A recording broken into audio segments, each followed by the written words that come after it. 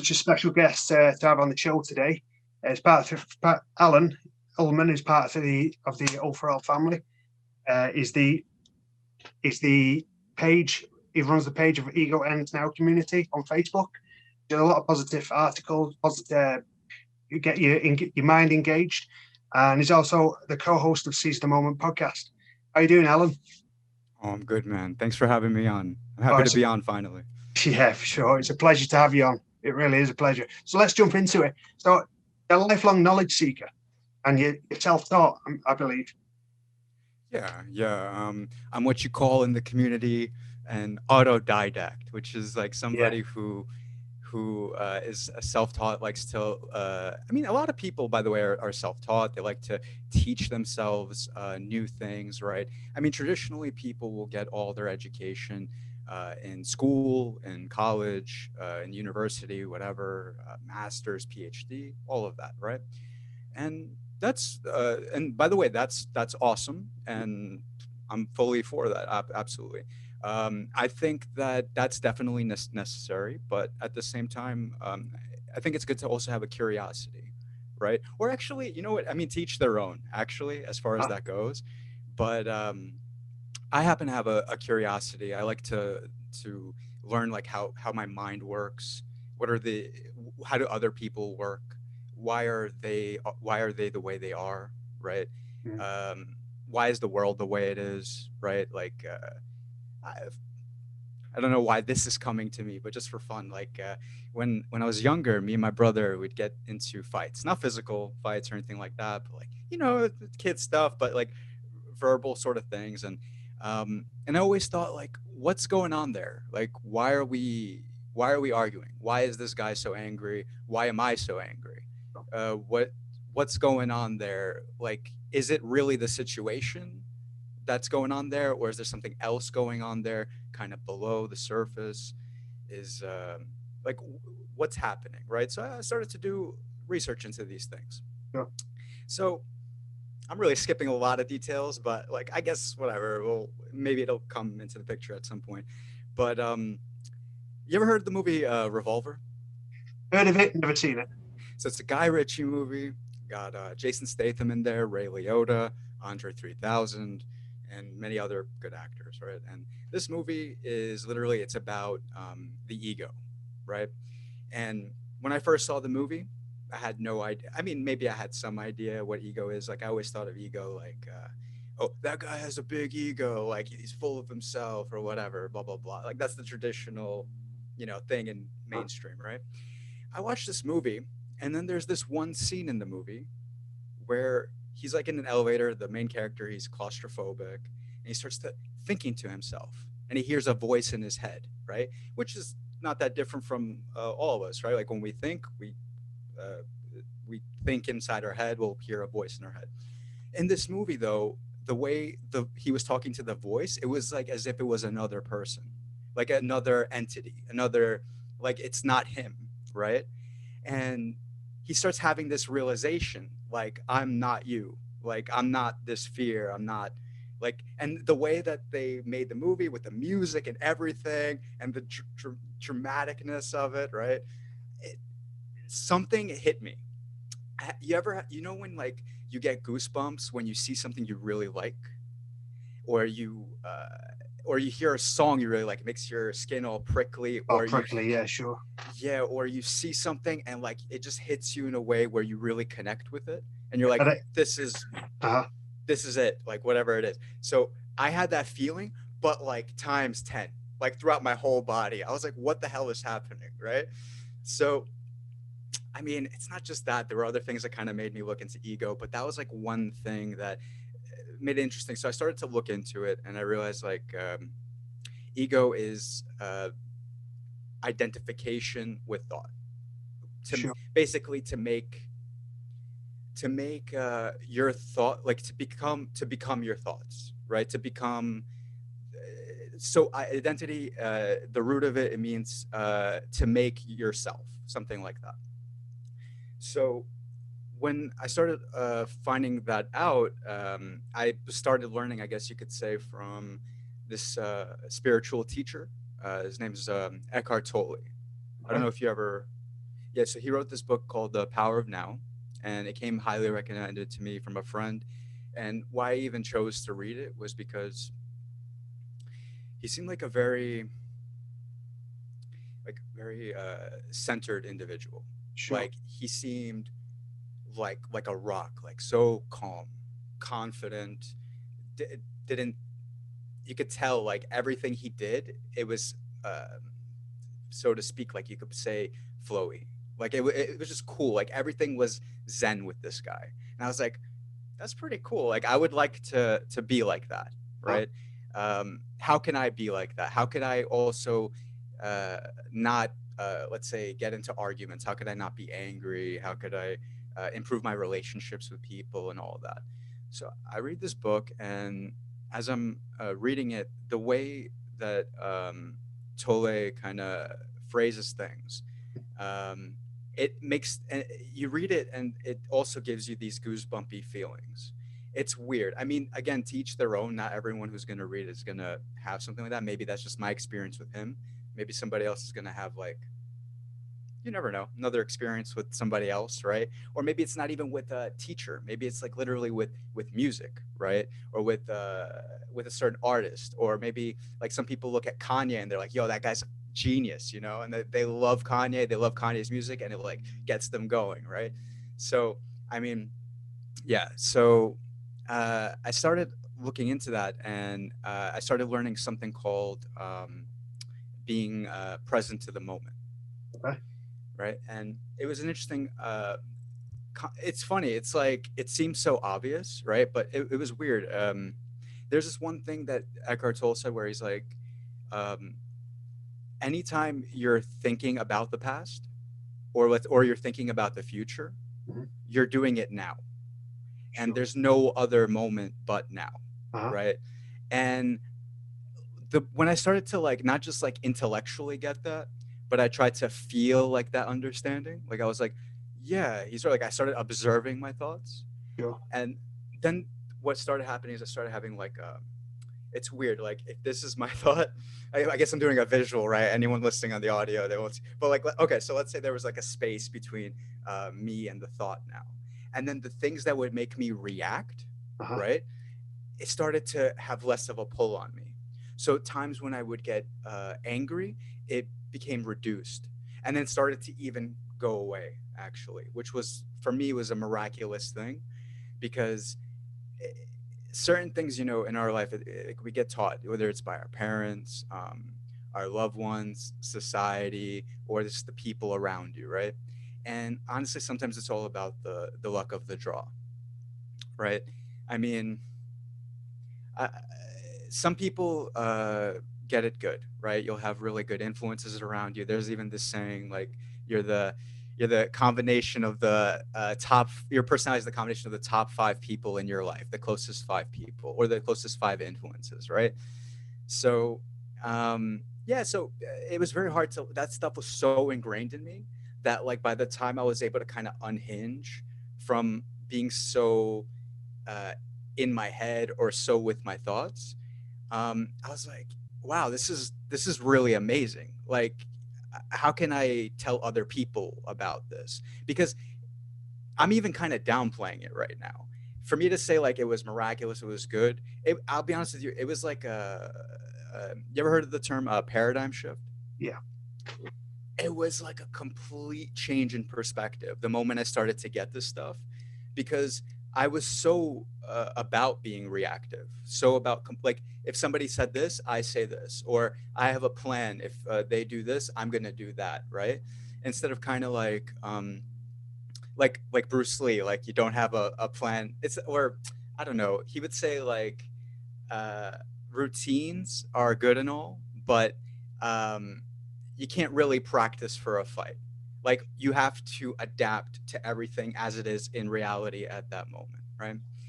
So um, it was a very big shift for me, and I was like, okay, how can I make this digestible? Like, is there a way that I could get this to as many people as possible? Um, because honestly, like it feels like there's a need for it. It's weird because at first when I started even thinking that way, I was like, who am I? You know, there's people who are working on this already, you know, and have been for years, right? And in different areas. Like you have like the guy I mentioned, Eckhart Tolle. You might have somebody a long time ago, not that long ago, but like in the '60s, like this guy, Krishnamurti. You might have, and those are just spiritual guys or philosophers, Alan Watts, for example.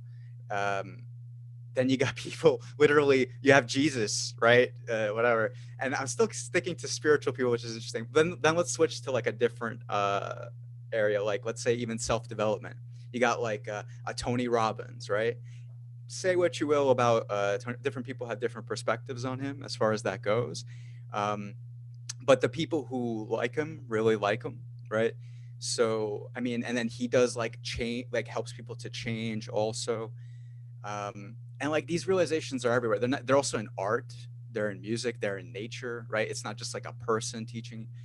But I thought like, how can, especially because like I started learning this stuff I'd say like 2008, 2009, 2010, and even more past that. And I started to see like, oh, like certain things become viral. I was like, how can something like this become viral? How can this become the next music video, but not music video, but that uh, hits like a million people, a billion people, thousands of people, whatever is necessary just to make some kind of dent, you know? Because like I figure if you can make some ripples, right? And there's these other people making ripples, Yeah, it's gonna do something. If I think like, who am I to do it? I mean, on one level, that's true. Like for example, we got Joe Rogan, right? Joe Rogan is saying all of this stuff and then some, and having amazing experts on the show and all that to bring it to like a huge audience. And he did something that like a lot of people um, would love to do and like get to a level that he's at. Although it's got to be amazingly tough to be at that level and the things you have to deal with. So I'm not downplaying that, but so I'm sure he has a lot of shit to deal with, you know. mhm, But I feel like yeah, there's people doing it already. But if I chose not to do it, for every person who chooses not to do it, right? How many more people are gonna make that same choice and then kind of exactly, not, you know, if you don't believe you can do it, or like, or if you're not gonna do it, something that you see that you can do, who's gonna do it, right? for sure, for sure. Pro- yeah, Um, but yeah, and then I got a lot of influences also from comedy too, Comedy, like comedy, yeah. Uh, George Carlin, sure. Chris Rock, you Nice, know, nice. Chappelle, of course, Yeah, yeah. which by the way, just to like pivot a little bit, um, I have a hard time telling who's right now the best comedian. Like I feel like it's Chappelle, but for me, it's like Chris Rock and Chappelle are like at the same level. I Yeah. know other people would argue with me about that. They'd be like, I don't know. I don't know. Like, what do you think? Like, who's your favorite comic? Over here we've got a few comedians over here. My favourite is Billy Connolly. He's getting on now. I don't know if you ever heard of him. What's his name? Uh, Billy Connolly. Billy Connolly. I've heard of him. He's from Scotland. He went into a bit of philosophy. He travelled the world, and he got into a bit of philosophy back in I think it was 10, 15 years ago. Oh, Um, and yeah, but he's a very funny guy. Very funny guy. It's Scottish comedian. that's funny because I noticed something about comedians. There's something about comedians, like especially the ones who do a little. Not that this is like the best form of comedy. I like dirty jokes as much as the next guy, so don't get me wrong. Um, but something about the social commentary jokes really make you think, right? Um, Definitely. some of the times when I watched Carlin or Chris Rock back in the day, that also started to make me kind of appreciate, different ways of thinking. Or, Sure. yeah, I wish I had like a joke I could like reference, but whatever, it's fine. But I and can. Chappelle too, Yeah, yeah. I can kind of relate to that because he's KRS One, a rapper from back in the like 80s, 70s, Mm. 80s. We went to because he got into like philosophy and he's wrote a few books, and we went to a lecture of his a few years back, and he was literally talking for about 3 hours about not even just about hip hop. It was about in the ancient times and how we progress as humans. And I could literally listen to him for hours, and then you see the other side. It's like the comedian. You see the joke he said, but then you see, you can actually talk about other things other than comedy, and or in KRS-One's case, you see his music videos, but he's also got that philosophical side where he's actually given giving research study to thousands of people. I could literally listen to him for hours. He was going on for about 3 hours about just spitting pure knowledge, pure truth, and it brilliant to see. So I kind of relate to you there. I kind of relate to you. Yeah, like I get that feeling off of Chappelle too. There, I mean, it's not exactly the one I wanted to reference, but whatever, it's fine. It's the first thing that comes to mind. He did a special called 846, right, about George Floyd's death, and it wasn't like wasn't there's a few jokes thrown in there, but it wasn't meant to be like a comedy special or anything like that. It really was like him speaking about how he felt and how tremendous it was, to see somebody die on the screen, like especially so. Uh, I won't ever try to be arrogant and be like I get where he's coming from, but like I've always loved like black comics, black actors. Like I grew up with all different kinds of friends, so like I get it. Like I don't get the struggle, right? But I'll say this though, I could definitely like to some it's like there's a degree of me that empathizes, right? When I hear him say like, as a black man, I see somebody die. I literally watched him die on TV, Sure. right? And like the way he said that, and the way he expresses himself, and he says things in a very powerful way.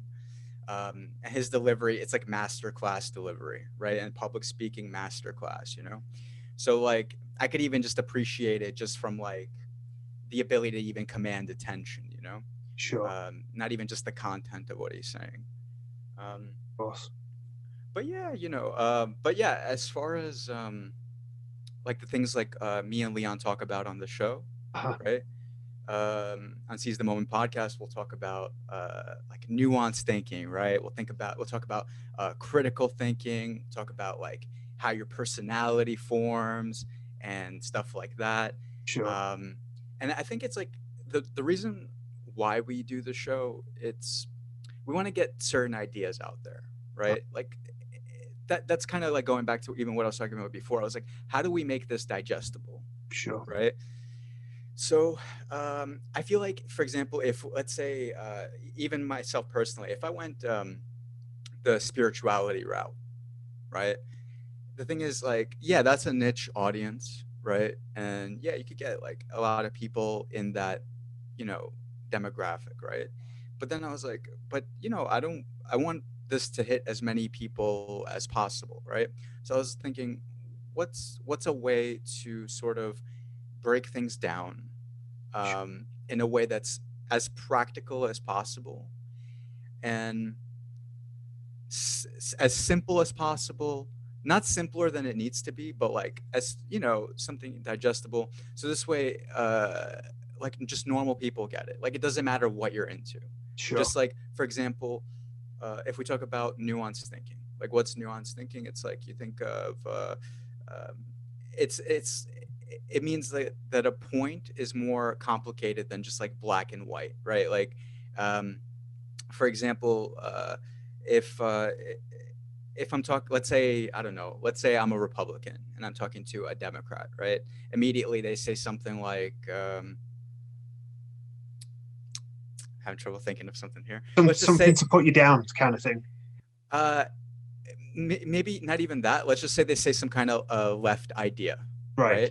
And immediately I'm like, I'm not, what is this leftist bullshit or whatever? I'm making it up. This is not like my real point of view. But Yeah. let's Yeah. say I talk like that, right?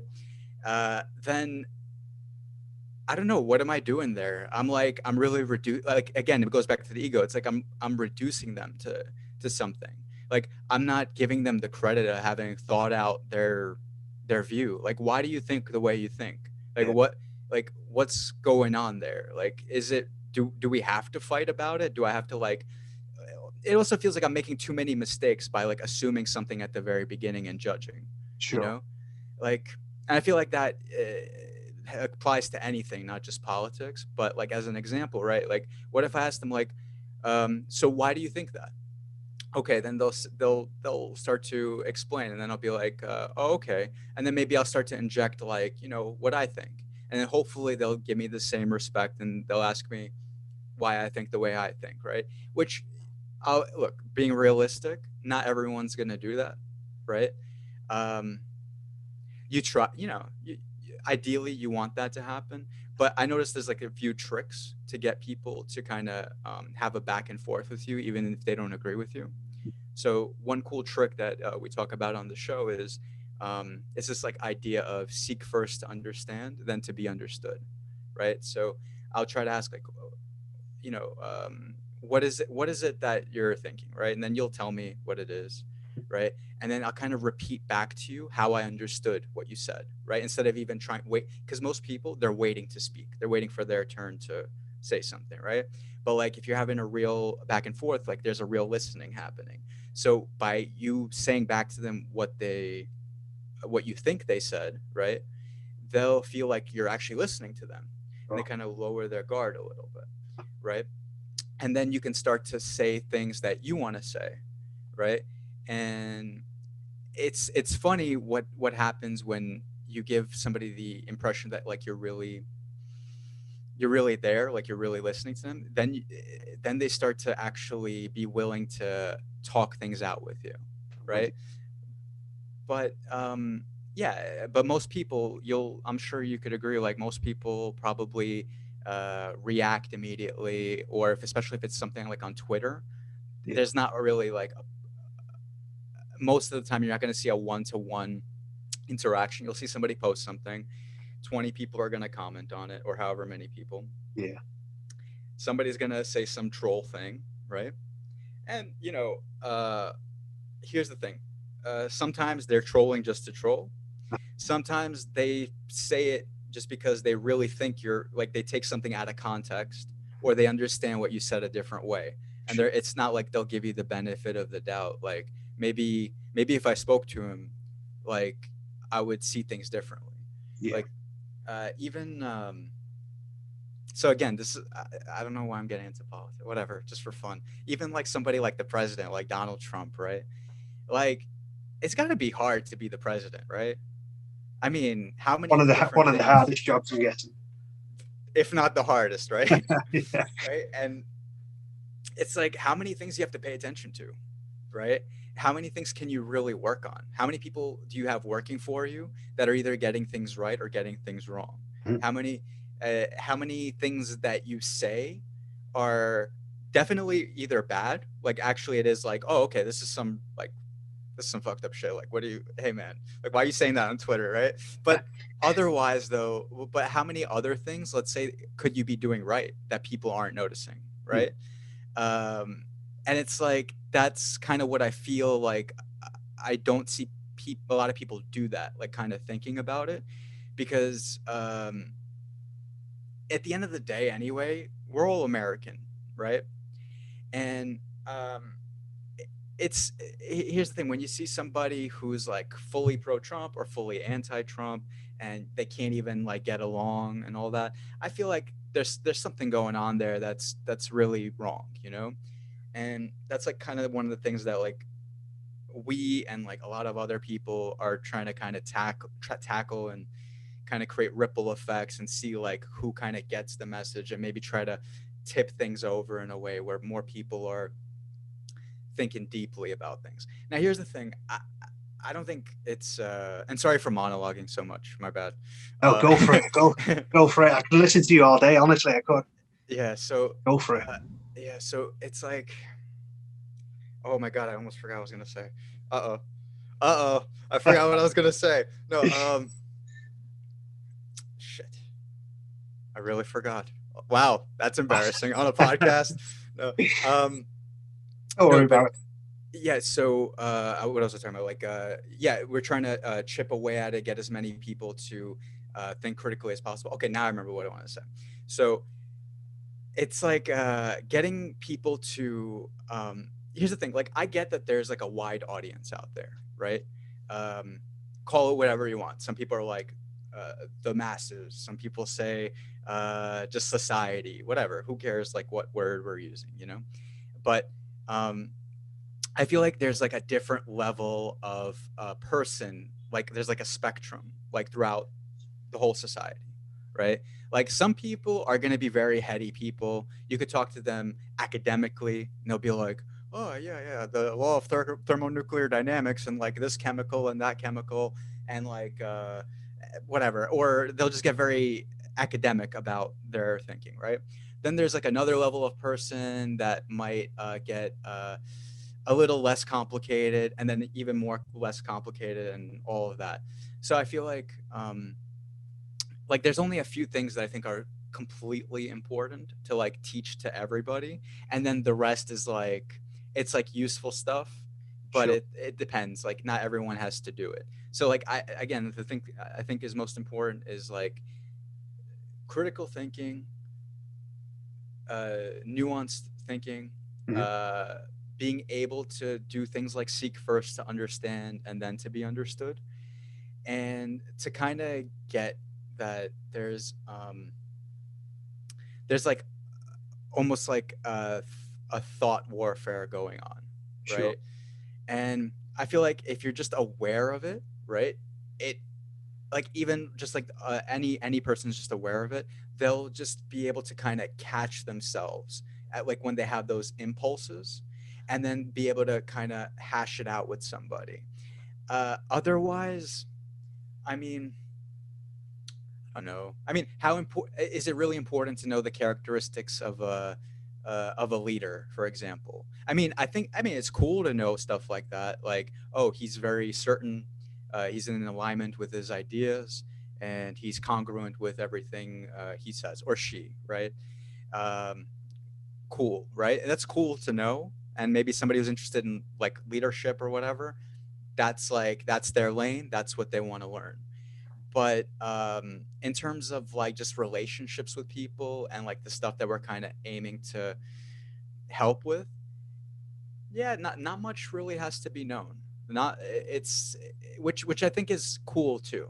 You know, this way you're not trying to make people do something they I don't know that they find too annoying or something they have to master. You know, like I feel like just having some basic level of like critical thinking and like self awareness is like the very most important thing. For sure. Um, I think that's why I love Season Moment podcast because myself, I've got a very basic understanding. So putting it across to the masses and online, and I watch every single episode. So, and I've said it to yourself, I've said it to Leon, and I've said it to Vegas in the past. Every single episode, whatever subject you guys are on about, I take a step back and I actually think look at it at a different angle every single episode, and just listen to the subjects that we're talking about, political stuff, totally, what's it like to be president, these questions. You're thinking these questions whilst we're watching you guys, and that's why I love the Season Moment podcast. You see, and so taking you back to your first episode, I think you was on about. I think it was discussion about flow. yeah. I think this is such an awesome episode because, like I say, it was your first episode, and I watched the whole episode. What do you think, you guys? What do you remember from the episode, and how far do you think you progressed? Whoa. Well, what's interesting is it's funny too because like the first time I met Leon, Uh-huh. I met him at a barbecue through his cousin and another friend of ours who lived at the same place. Like the cousin lived on on the first floor, and this other friend that I've known for a very long time lives on the second. They're doing like a joint barbecue, meeting all these new people. It's cool. Start having a conversation with Leon, right? And I'm like, "Oh, you're a therapist?" oh, that's cool. I like psychology. And I'm like, and he's like, I like psychology too, right? I'm playing. It didn't go exactly like that, but pretty much, like, and all of a sudden, like the things that we were talking about, he's like, oh shit, and like we're both talking to her, like, and we're both thinking this, like, are you actually smart? And then like like that, and it's like, oh, okay, cool, cool, and then like then we chill a few more times with the big group of people, and then one day he's like, oh, and I was, oh, should I say this? I was doing some. Well, he was aware of the Ego Ends Now page, but there was something else I was doing where this is for a very short period of time where I was doing like video game streaming or something like that when I was younger. And so he's like, "Oh, we should do a podcast," because like he saw I was kind of getting into using like a camera and this and that. I was completely like a new. I was not good at it, right? I was such a newbie, whatever. But he saw it and he's like, "Oh, we should do a podcast." And I was like, "I don't know," right? I was the guy out of the two of us. It's like, I don't know. Should all right, let's do it, right? Because at the same time, I was like, like especially with Ego Ends Now, it's like I did want to do some kind of form of video for it, but I wasn't sure what I was going to do. Like I saw plenty of people on YouTube; they'd always have like a title for a video, like how to be more confident, how to do this, how to do that, and then they have like 14 minutes, this, that, and they're just kind of like monologuing. And I just, for the life of me, I could. Well, I had in my head that I couldn't do something like that, right? So it kept stopping me from trying to do it. So it's this big procrastination, right? Then he brought that up. I'm like, oh, cool. Well, if we have a back and forth and we're just conversing, we're having conversation, that's easy to make content, right? And like that, it doesn't have to be prepared and scripted and all of that, and it's authentic, and that could be amazing. Definitely. So so when we started, yeah, we were like, yeah, let's do an episode about flow state, right? And flow state's this mode that you go into. It's like I could it's like the runner's high, or this like point of like focus where you don't have any extraneous thoughts. You feel you're literally in a flow, so to speak, right? It's a little poetic, but you know what I'm saying. And Like it. yeah, and then we were talking about the different, so what it is, right? That's we started with the definition, right? And then we started talking about times that we've experienced it, right? So for me, when not the first time I went to the gym, when I was young, I first got into going to the gym at 13.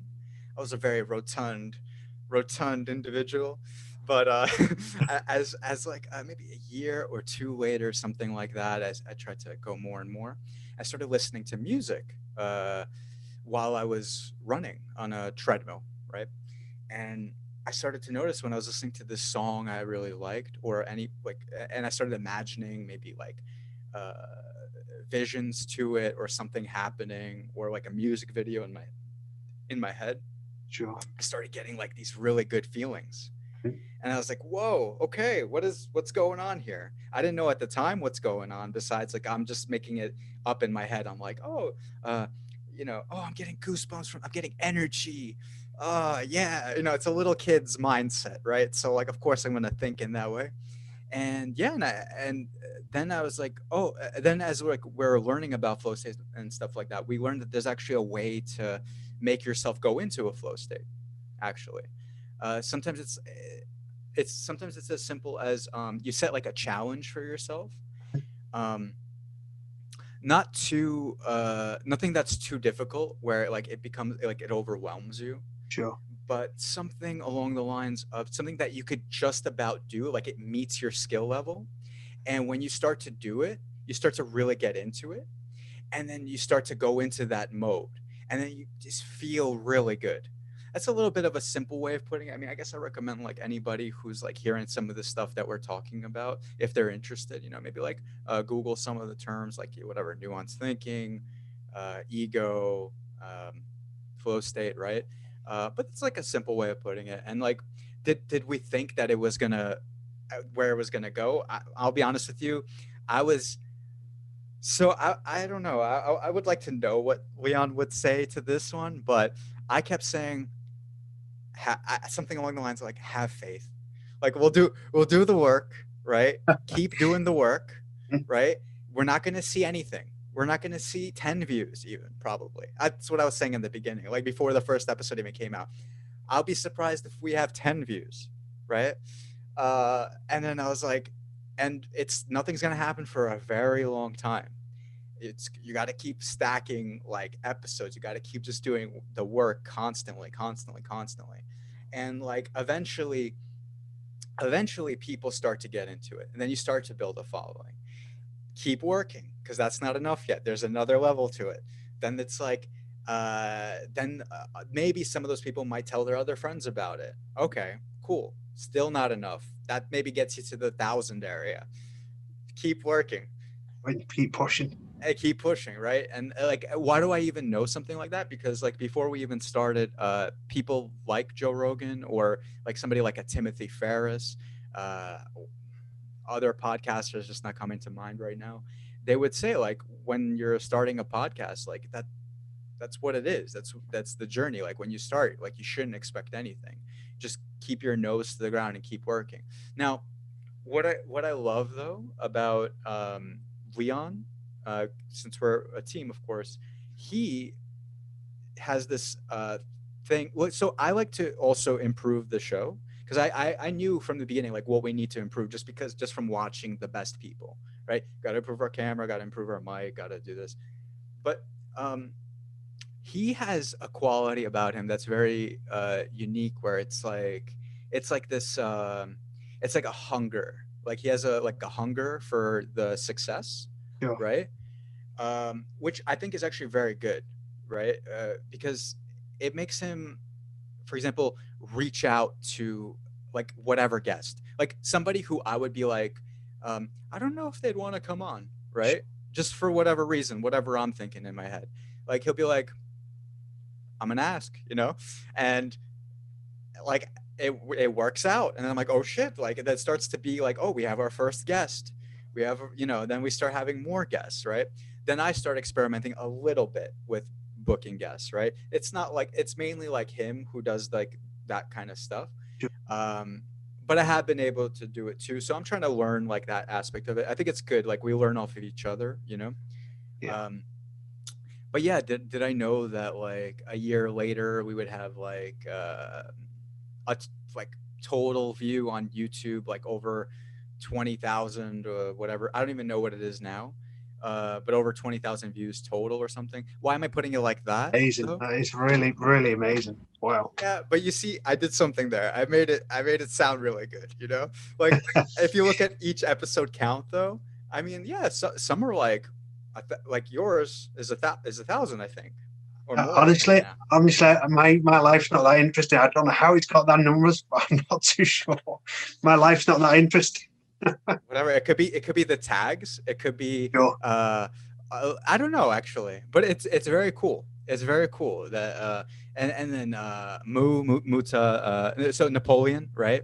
That was awesome to have him on. Also, by the way, the first time we had him on and the second time, I think the first time I mispronounced his name, and Leon's like, "Oh, you asshole, you asshole!" I said Biale instead Oh of no. Beale, and like even but Napoleon. This is how you know Napoleon Sure. is like this wasn't on purpose that I said it like that, but because it's an accident. I want to get somebody's name right. It's disrespectful to whatever. But Napoleon has such a good head on his shoulders, like such a humble guy, such a good guy. He's very rock solid in like the way he sees the world. That like he's like, oh no, it's Beale. Like he just says it like normally. So he's not the type of I mean, and you shouldn't expect him to be, but he's not the type of person like you get his name wrong, he's gonna get like pissed at you or whatever. But so that was cool. Uh, That's actually one of my favorite episodes. That the first one and the second one. But the first one, what was it like? You just said it was awesome to interview him. What was it actually like? When you was going back and forth with him about his life, when you were talking about how his mother and father was killed, and how he got into the rap game, involved with Tupac. What was it like for yourself to actually interview so on the podcast? yeah, so I'll tell you this. It was my So Leon told me about Napoleon before we interviewed him, right? I didn't know about Napoleon before that, actually. Why? Because like I'm a dude who's like into metal and whatever and all this stuff. So that's my music. I mean, I love hip hop and stuff like that too. And like if something sounds good, I resonate with it 100%. But like that wasn't like my origin. So that's like where Leon, I guess, and I differ. But whatever. But anyway, he starts to tell me who he is. But like I didn't get the full picture when we start to interview him, and he starts talking about his life and like how his father and mother were murdered in front of him. Whoa, like whoa, like it hit me like a brick. I was like, whoa, like we're talking to like a certain level of person who went through some like really crazy traumatic stuff, right? And to be able to also see like where he went on his journey, from uh first of all how hard it was. So I read his book, right?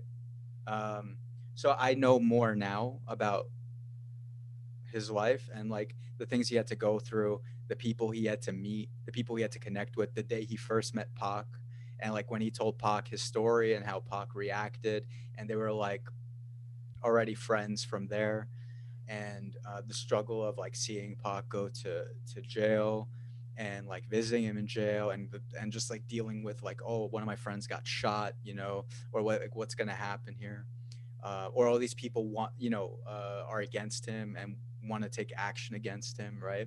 So it's like you got to live with that kind of stuff in your head, the drinking and all that, and I gotta say, like, to see where he went and like his kind of like redemption story, like how he,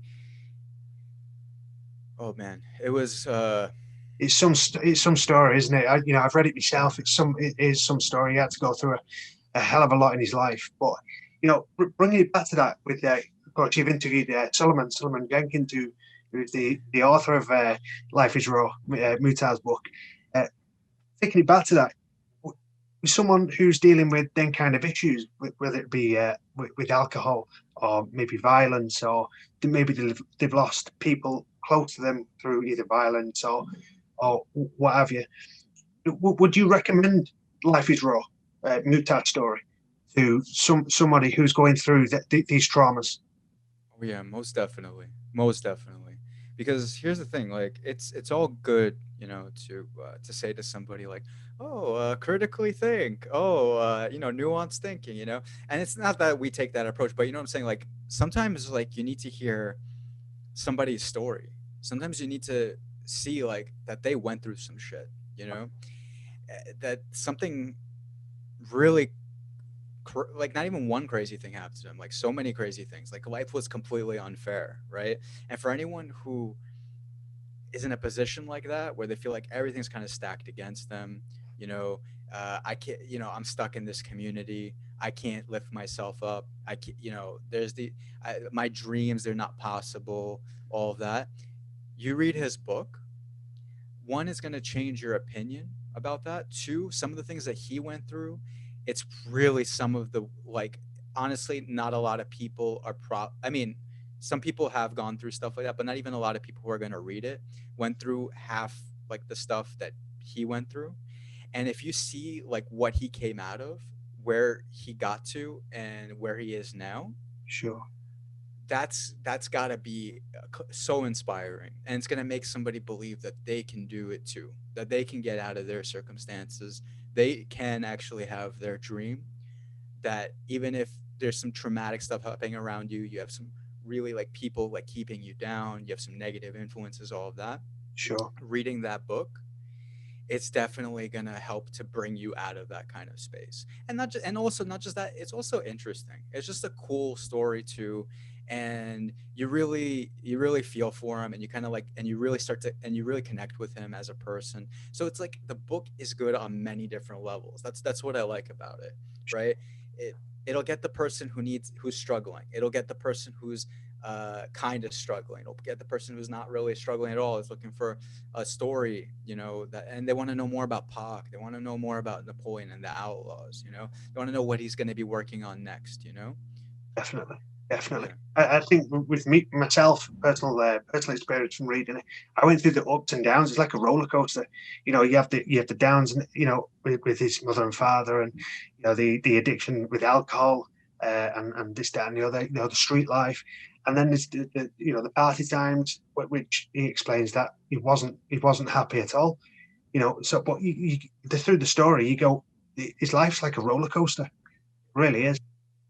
It really is. But the episode with Napoleon and Solomon, I enjoyed so much. I enjoyed so much, and you got so much out of that for well, through Solomon, who wrote the book, and also with Mutah, who's actually talking to you guys, telling you about how he felt with his mother and father, how he grew up, through the street life, and how actually he's turned to religion now, how he's found peace through the religion. So I thought that was a cool episode. It was Yeah, it really cool. was. Yeah, it was cool. Like how when he was struggling, there was he was still drinking, and I kind of forget, but like there was this a friend of a friend who approached him. I might be getting this wrong a little bit because like I have the way my memory works. Is like I have a flash of the memory in my head, and like he's like, you should come by the mosque sometime, you know. And he was suspicious of him. Like he thought like maybe he's gonna try to. I don't remember exactly. I could be getting it wrong, but he's gonna try to kill him or something like that. He needs to bring his guys with him. So the first time he ignored him, he didn't even go. Oh yeah, now I remember. That friend of a friend was owed money by Napoleon, or sorry, or Napoleon wanted to pay him for something, Sure. uh, for helping with a song, I think. Of oh man, don't, whatever. But then he's like, you don't have to pay me, right? Just come to the mosque, right? Which one? That's a kind of cool thing to do. So I'm like, okay, what's going on here? First time he doesn't go. Second time he does go. Shows up with like 20 dudes, Sure. right? And then they all go into the mosque, which is interesting. Um, and like everybody who's there is so welcoming. Everybody's calling each other like, "Oh, welcome, brother," like because that's how they talk to each other in a mosque, like, and also just in general, Muslims, which I love, by the way. My best friend is Muslim, and like yeah, everyone in his family they're always calling each other uh, Baya, right, or brother. So he's from Bangladesh, so that probably Baya is like a specific thing for there, but brother, right, which is beautiful. Like you don't see that in any other religion. It's cool. So anyway, uh, Mu goes in there, right, and people are having such reverence, such respect, and the vibe in there that he's getting when he sees people praying, the serenity, the sort of like. How everybody was of the same mind there, it was so appealing to him, right, that he tried to, and he did some of the things that they were doing in there. He did the prayer, he did the movements, part of the ritual there. Sure. uh I think he had a, if I remember correctly, he had like a gun in his pocket or something like that was gonna fall out, but it didn't fall out. I I don't think I remember. read something similar. Yeah, I think I read that. Yeah, yeah, which is whatever. It's fine. It's fine. But come on, because he He thought he was gonna, he get was ready killed. for whatever. Yeah, he was Yeah, ready yeah, for yeah. whatever. Completely fine. And everyone there was cool, right? So this is not. It's not like saying anything. But then he gets attracted to the religion, right? Mhm. And he starts to, for a year, he starts to observe the religion, right? And the first year, it was very hard to get off of drinking. So I remember like he did drink during the first time there was a Ramadan, but it was like very little or something. Like he tried to like weed himself off it, something like that. But then the very second one, he went completely cold turkey, and he got out of it. He got out of that pull because uh, alcohol addiction. It's not just a mental addiction; it's a physical, right? Sure. Especially the way he drank. That's so hard to unhinge yourself. Somebody who can do that is a very mentally strong person, Uh-huh. right? And the fact that he found that in Islam, that's awesome, right? I mean, different people have different viewpoints, different religions, different philosophies. And so, in my opinion, I think like to each their own as far as that goes. But I gotta say, like that is basically Islam saved his life, right? Well, And That's awesome to see. That's awesome to see something like that for him. for sure, for sure. And shout out to Solomon and Mutah, Oh yeah, big shout both out. are both awesome people. So, what advice would you give?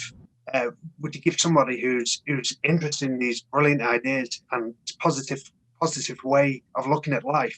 What advice would you give to apart from, of course, watching the Season the Moment podcast? Of course, that's a must. But what advice would you give somebody who wants to explore these ideas? Hmm. You know, So I would to get say into philosophy and how thought processes work. no, no, I'm with you. I'm with you. I just had to think about it because it's like this one. It's like such an important question. Definitely. Mm, I would say there's different ways to get into it. One might be, especially if you're into philosophy, looking up philosophy podcasts as far as that goes. Maybe doing a little like a YouTube search, or if somebody is into using like Apple iTunes or wherever like you get audio podcast, Spotify. Try to look up like I would say like somebody who's really good is Timothy Ferris. Okay. Um, he wrote this book called The 4 Hour Work Week, 4 Hour Body, a lot of 4 hour stuff. Why? Because that's like just good for marketing and all that. But yeah, so we got him. Joe Rogan podcast is great. He always has experts on his show. He's a very well rounded guy. Sometimes you're going to get an episode that's very funny, sometimes a very episode that's like educational. Sometimes you'll get a mix of like different areas. Uh, you might learn about something about fighting, about cooking. You might learn about philosophy as well, right? You may learn about medical things, right? Like science, right? Um, so that's definitely one way to check out podcasts. I feel like that's the easiest way. There's just, of course, you could read books. Oh, audio books are good. So Audio, yeah, of course. here's the thing. So right now, because of Corona, most people are just inside, right? They're not really commuting to work. Sure. Not everybody, but what I will say is, when commuting, if it happens again, whatever, not if, when, right? Uh, Listening to audiobooks on your commute is good because, like, I feel like a lot of stuff that we listen to, it's like, I mean, it depends. Like, teach their own, but sometimes it's like you like I don't know how important is it to listen to like radio ads, for example. Like you might be listening to the radio, and that's cool.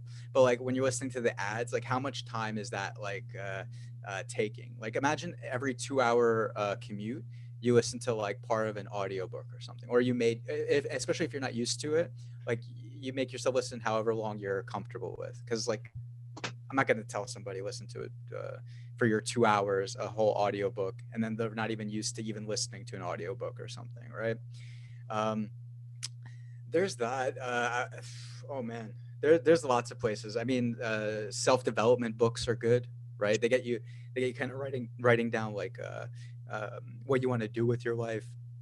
What are like some goals you have? What are some ways that like you can get those goals done? Because like and I'm sure you could agree with this, like we run on automatic most of the time, right? You may even have like a thought like I should do this later, or I should be thinking this way, or I got to do this, right? And sometimes you're going to do it, right? But like how organized is that versus like, oh, you actually like took the time to like write down like this is what I want to do. This is why I want to do it.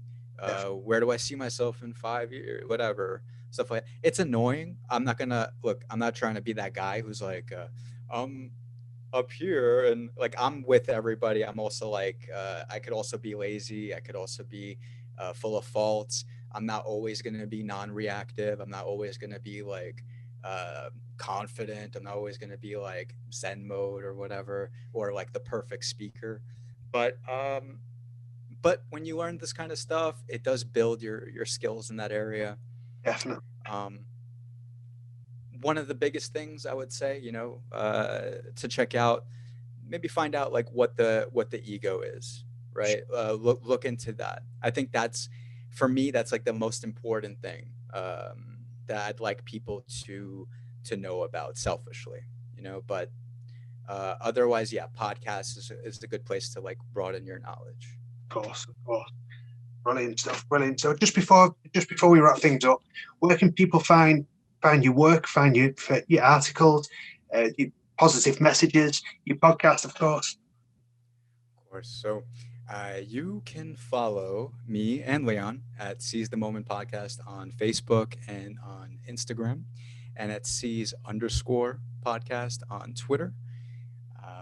You could also follow us on the O4L online network, right? O4L family. And if you want, also, I have on all social media at Ego Ends Now. If you want to follow me there too. But main work is on Seize the Moment podcast. Yeah. Of course. I'm just a we're all part of the overall family here, but I'm just a massive fan of Season the Moment podcast. And of course, we were done about it before. You mentioned before what the discussion, what you put out there, it makes people think, in a different light, and different way of, viewing things. So much respect to you, Leon, for that. Thanks, man. And by the way, much respect to you too. Like when I first saw the Heart of an Outlaw first episode with Richard Garcia, I was like, yo, this is the shit. This is the shit. Like I was like, I can't wait to see where this goes. And then as time is going by, right, I'm like seeing like, oh, okay, shit, he's getting some guests. And I'm looking at the guests, and I'm like, okay, all right, this is going somewhere. This is awesome. It's honestly, I never thought I'd have my own, my own show. Firstly it was the blog, and now it's the show. Having you guys on it's amazing. It really is amazing. It's stuff that dreams are made of. For myself, anyway, it's amazing to be part of the the overall family, and it's amazing to have you on the show. Thanks, man. Thanks for having me on.